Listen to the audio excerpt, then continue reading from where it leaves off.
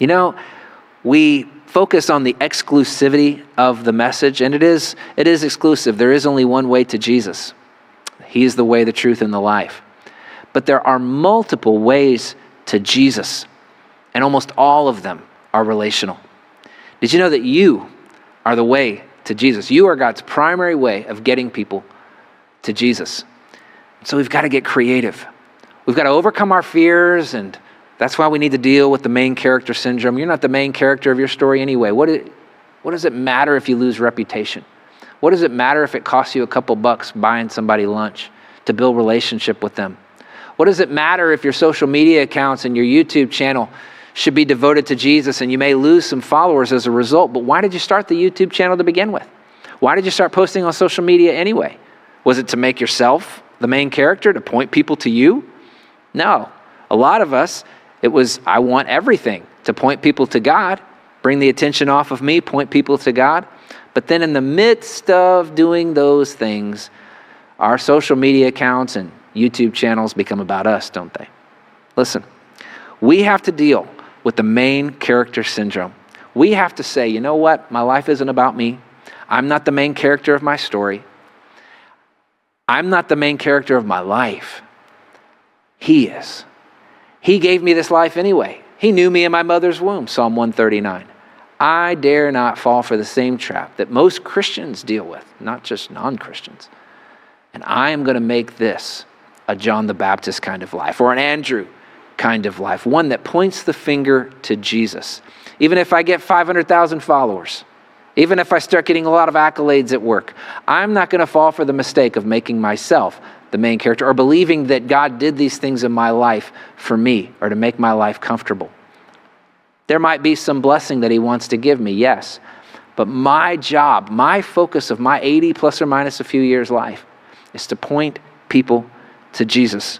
When I think about the whole life of John the Baptist in this chapter, first chapter of John, I'm impressed by two things. I'll wrap it up with this. People come to Jesus in many different ways. Can you write in the chat, different ways, right? Got to come to Jesus, but they come in different ways. Did you notice how Andrew came to Jesus by the preaching of John the Baptist? Peter came to Jesus because of the witness of his brother. Philip came to Jesus because of all the directness with which Jesus came to him. Nathanael came to Jesus as he overcame personal prejudice against Nazareth and met Jesus for himself. I just love the different ways that God draws people to himself. And yet, there's only one way to heaven, and that is to Jesus. But the second one is this. Each and every one of us should have our own testimony of Jesus Christ. You know, he's done something in your life. Can you type in the chat, something? He's done something in your life. He saved your marriage. He got you off that addiction. He helped you get off of porn. Maybe he brought the right spouse into your life. He's done something in your life.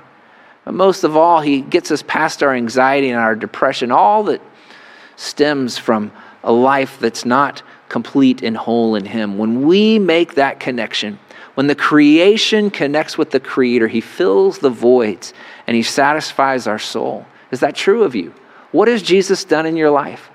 Each and every one of us should have a testimony of what Jesus has done. John the Baptist said, hey, this man is eternal. He's the Son of God. He's the Lamb of God, fulfillment of all the Old Testament prophecies. Andrew testified and he looked at Jesus and said, this is the Messiah, the Christ of Israel.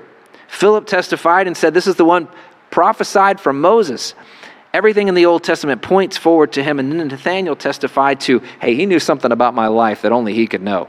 What's your testimony about Jesus Christ? And in the process of telling people that you're a Christian, can you tell, what do you have on ready what difference he has made in your life? If someone were to ask you, who is Jesus? What would you say? Who is Jesus to you? And what difference has he made?